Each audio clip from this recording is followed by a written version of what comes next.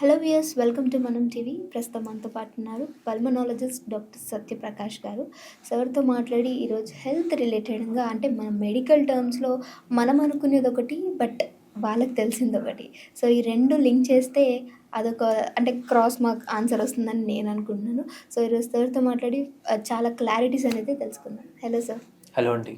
So first నా doubt, ఒబేసిటీతో ఎందుకు start చేస్తున్నాను అంటే, ఇప్పుడు మెయిన్గా ప్రతి ఒక్కరు చూసుకున్న ఇంట్లో 5 ఉంటే అందులో 4 ఒబేసిటీతో ఉండే వాళ్ళని చూస్తాం. ఒబేసిటీ అంటే మనం తినే ఫుడ్ వల్ల వస్తుంది అని నేను అనుకుంటున్నాను. బట్ దీనికి చాలా మెడికల్ టర్మ్స్లో వేరే రీజన్స్ ఉన్నాయని తెలిసింది. సో వాట్ ది ఫ్యాక్ట్, నిజం ఏంటి అంటారు? Okay, so first thing, obesity అనేది చాలా కామన్ టర్మ్. మన ఫోన్లో, స్మార్ట్ వాచెస్లో మనకు ఆ ట్రాకర్ వస్తుంది. మన హైట్, వెయిట్ ఎంటర్ చేయగానే బిఎంఐ వాల్యూ వస్తుంది. బిఎంఐ అంటే బాడీ మాస్ ఇండెక్స్. ఇప్పుడేమవుతుంది, ఆ వాల్యూస్ ఏవైతే ఉన్నాయో అది వెస్టర్న్ డేటా. ఓకే, సో మన ఫోన్లో చూసుకుంటే బిఎంఐ మోర్ దెన్ 30 అనేది ఒబేస్ వస్తుంది. 24 to 30 అనేది ఓవర్ వెయిట్ రీజన్. ఇండియన్ సబ్ కాంటినెంట్కి డిఫరెంట్ అది. ఎందుకంటే మన బాడీస్ వాళ్ళకంత కొంచెం హైట్లో షార్ట్, వాల్యూమ్ తక్కువ ఉంటుంది. సో మన ఒబేసిటీ అనేది యూజువల్గా మనకు వెస్టర్న్ లిటరేచర్లో ఓవర్ వెయిట్ ఏదైతే వస్తుందో, మన ఇండియన్ దాంట్లో దట్ ఈస్ ఒబేస్. అంటే యూజువల్గా 24 to 29 ఏదైతే ఉంటుందో that is obese in Indian దాంట్లో. సో మన ఫోన్స్లో అక్కడిక్కడ చూసేటి దట్ ఈస్ రాంగ్. మనం ఇప్పుడు డాక్టర్స్ అందరు చెప్పేది అందరు తప్పు అని అంటారా? తప్పు అని అనను, దీనిపైన ఎవరు మాట్లాడరు. ఓకే, బికాస్ జనరల్ పర్సెప్షన్ ఉంది మోర్ దెన్ 30 అనేది obese. That is acceptable if it was western. మనం ఎక్కడో వెస్ట్లో పుట్టాము, వెస్ట్లో పెరిగాము అని అంటే that is acceptable. But Indian సబ్ కాంటినెంట్కి అది యాక్సెప్టబుల్ కాదు. నెక్స్ట్ క్వశ్చన్, చాలామంది మీరు అన్నట్టు ఫ్యామిలీలో 5 మెంబర్స్లో 4 మెంబర్స్కి ఒబేసిటీ వస్తుంది. ఒక మెడికల్ టర్మ్ ఉందండి, నవ days every one is a smoker. So మీరు డైరెక్ట్ అనుకుంటారు స్మోకింగ్కి సంబంధం లేదు. అవును. ఎందుకు అంటే sitting is a new age smoking. Okay, so కూర్చోవడం వల్ల ఇబ్బంది ఏమవుతుంది? ఫస్ట్ థింగ్, ఫుడ్ డైజెషన్ అవ్వదు. ఎనర్జీ ఏదైతే ఉందో జస్ట్ మన ఫ్యాట్లా స్టోర్ అవుతుంది. మన మజిల్స్కి వర్క్ అవ్వట్లేదు, మన హార్ట్కి వర్క్ అవ్వట్లేదు, లంగ్స్కి వర్క్ అవ్వట్లేదు. సో అంటే ఎనర్జీ స్పెండ్ చేసే అవకాశం ఇవ్వట్లేదు మన బాడీకి. ప్లస్ ఎవరు లాంగ్ టైం కూర్చుంటున్నారు? యూజువల్గా సాఫ్ట్వేర్ ఎంప్లాయీస్. ప్రొఫెషన్ తీసుకుంటున్నారని అనుకోకండి, majority of the people who are obese work in software industry. Okay, software ప్రొఫెషనల్స్కి మోర్ దెన్ యూజువల్ పాపులేషన్లో 30 to 40% more risk of diabetes, 30 to 40% more risk of heart attacks, 30 to 40% more risk of strokes. Okay, ఇంత ఖచ్చితంగా percentage ఎందుకు చెప్తున్నాను? Literature ఉంది కాబట్టి ఈ percentage coat చేస్తున్నాను. ఎందుకు? అగైన్ దే ఆర్ సిట్టింగ్ ఒకటే రీజనా? కాదు. They are under lot of stress. Morning లేవగానే వర్క్ ఫ్రమ్ హోమ్ ఉండనివ్వండి, ఫ్రమ్ ఆఫీస్ ఉండనివ్వండి, ఈదర్ వే కూర్చుంటారు. ఓకే, వాకింగ్ ఉండదు, వర్క్ స్ట్రెస్. నెక్స్ట్ స్ట్రెస్కి అలవాటు పడే వాళ్ళు ఉంటారు. స్ట్రెస్ వల్ల స్మోకింగ్. ఇప్పుడు ఆ బ్రేక్స్ అన్నీ స్మోక్ బ్రేక్స్లో కన్వర్ట్ అవుతాయి. ఇవాళ గర్ల్స్ బాయ్స్ డిఫరెన్స్ లేదు. స్ట్రెస్ రిలీఫ్కి స్మోకింగ్ అనేది ఒకటి ఆల్టర్నేటివ్ అయిపోయింది. Every break, out side every corporate office, people stand below and smoke. Okay, sitting వల్ల సేమ్ ఇష్యూస్. స్మోకింగ్ చేస్తున్నారు, స్ట్రెస్ అవుతుంది, ప్లస్ నైట్ షిఫ్ట్ జాబ్స్కి వద్దాం. మన బాడీ అనేది ఒక సైకిల్ అంటారు, సర్కేడియన్ రిథమ్ అంటారు. దీంట్లో ఏంటి, ఒక్క టైంలో ఒక్క వర్క్ జరగాలి, అదొక రిథమ్ మన బాడీలో వచ్చేసింది. ఇక్కడ ఏమవుతుంది, అబ్నార్మల్ టైంలో మనం మేల్కొంటున్నాం, అబ్నార్మల్ టైంలో ఫుడ్ తింటున్నాం. ఇప్పుడు దీనికి ప్రమోషన్కి ఏమవుతుంది, మిడ్ నైట్ బిర్యానీ అని, 2 AM బిర్యానీ, 4 AM నారి పాయా అని. సో డిఫరెంట్ ఈ ఫుడ్ బ్లాగర్స్ చేశారు ఇవన్నీ. ఇప్పుడు ఏమవుతుంది, అది ఫోమో వస్తుంది. ఈ టైంకి ఇక్కడ వెళ్ళి తినకుండా ఏం చేసావురా లైఫ్లో?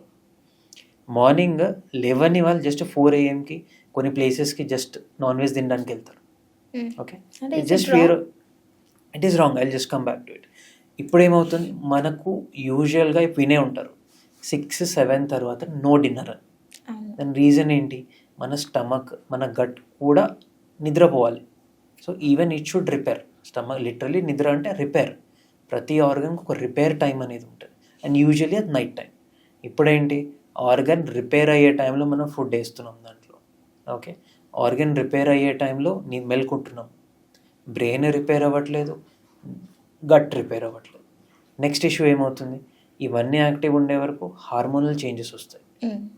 అల్టిమేట్గా ఒక కార్టిసాల్ అనే ఒక హార్మోన్ ఉంటుంది. ఇప్పుడు అందరికీ నేను స్టెరాయిడ్ ట్యాబ్లెట్ పెడుతున్నాను చెప్పాను అనుకోండి, పేషెంట్కి భయపడతారు. కార్టిసాల్ మన బాడీలో ప్రొడ్యూస్ అయ్యే స్టెరాయిడ్ అది. ఓకే, మన బాడీలో ప్రొడ్యూస్ అయ్యే స్టెరాయిడ్కి ఆల్మోస్ట్ సిమిలర్ సైడ్ ఎఫెక్ట్స్ ఉంటాయి. ఎక్కువ కార్టిసాల్ ఉంటే ఏంటి, వెయిట్ గెయిన్ అవుతుంది. మరీ ఎక్కువ అవుతే ఏమవుతుంది, షుగర్ వస్తుంది. మరీ ఎక్కువ అవుతే చాలామంది డయాబెటిక్ పేషెంట్స్కి క్యాటరాక్ట్ ఉంటుంది, షుగర్ ఎక్కువ అవుతుంది. దీని కాంప్లికేషన్స్ వస్తుంటాయి. కొంతమంది చూసుంటారు, వాళ్ళకి ఇలా చెయ్యి పట్టగానే అచ్చులు పడతాయి వాళ్ళకి. అవును, చూసాను. సో ఏంటి, వాళ్ళకి క్యాపిలరీ ఇష్యూస్ ఉంటుంది. వాళ్ళకి యూజువల్గా ఈ హార్మోన్ బేసికలీ దీన్ని ఏమనుకుంటానంటే, ఎస్ నాకు బ్లడ్ ఎక్కువ ఉంది అందుకని పట్టుకోగానే అచ్చులు పడుతున్నాయి అని అంటారు. సో ఇది కుషింగ్ సిండ్రోమ్ అంటారు. So high intensity of corticosteroids in body వల్ల మన క్యాపిలరీస్ అనేవి చాలా సన్నగా అయిపోతాయి, అంటే టచ్ చేయగానే పగులుతుంటాయి అవి. సో కొంతమంది ఏంటి ఫేర్ ఉంటారు, వాళ్ళకి ఇంకా ప్రామినెంట్గా కనబడుతుంది. So all of this is because of some hormonal disorder in body. అవన్నీ ఎందుకు అవుతున్నాయి, doing wrong things at wrong time. Okay, so obesity అనేది జస్ట్ మంచి రౌండ్గా ఉన్నాడు అది కాదు. ఇంకోటి, ఇప్పుడు 2 persons ఉన్నారండి. ఒక పర్సన్ మంచిగా చెబ్బీగా ఉన్నాడు, బాడీ మొత్తం ఫ్యాట్ ఉంది. సెకండ్ పర్సన్ ఉన్నాడు, బాడీ మొత్తం సన్నగా జస్ట్ ఈ పార్ట్లోనే ఉన్నారు. ఇలాంటి చాలామంది ఉంటారు. బేసిక్గా చెప్పానంటే అంకల్ బెల్లీ అంటారు, అంకల్స్కి ఉంటుంది ఈ పార్ట్లో. ఇద్దట్లో కంపేర్ చేస్తే 99% మెంబర్స్ ఎవరైతే చబ్బీగా రౌండ్గా ఉన్నారో వాళ్ళు అన్హెల్తీ అంటారు. అదేంటి సార్, చిన్న పిల్లలు తల్లిదండ్రులు చబ్బీగా ఉంటేనే ఇష్టపడతారు. అమ్మో మా బాబు ఏంటి ఇలా ఉన్నాడు, చబ్బీగా ఉండాలని ఇంకా ఎక్కువ ఫుడ్ తినిపేయడం ఇలా ఉంటుంది కదా. అంటే చబ్బీగా ఉన్న వాళ్ళే హెల్తీగా ఉన్నారు అని మన తాత ముత్తాతల అమ్మమ్మల దగ్గర నుంచి కూడా ఇదే కదా వస్తుంది. ఓకే, సో చబ్బీగా ఉన్న వాళ్ళు పిల్లల్లో ఒక సిచ్యువేషన్, అడల్ట్స్లో ఒక సిచ్యువేషన్. సో ఇందాక వచ్చే ఎగ్జాంపుల్కి వద్దాం. సో ఇప్పుడు ఆ thin person with belly and chubby person, overall chubby person is healthier than that thin person. ఎందుకు చెప్తాను, ఈ పర్సన్కి ఏవైతుందో this is called truncal obesity. Trunk అంటే ఇది చెట్టుకు కూడా ఉంటుంది కదా, truncal obesity. Truncal obesity is higher cardiovascular risk. అంటే అది ఉంటే హార్ట్ రిస్క్ చాలా ఎక్కువ.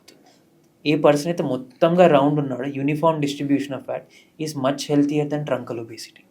Okay, this is the different. Exactly. So ఇదొక జనరల్ మిస్కన్సెప్షన్. మీరు ఇందాక చెబ్బీ కిడ్స్ అని చెప్పారు.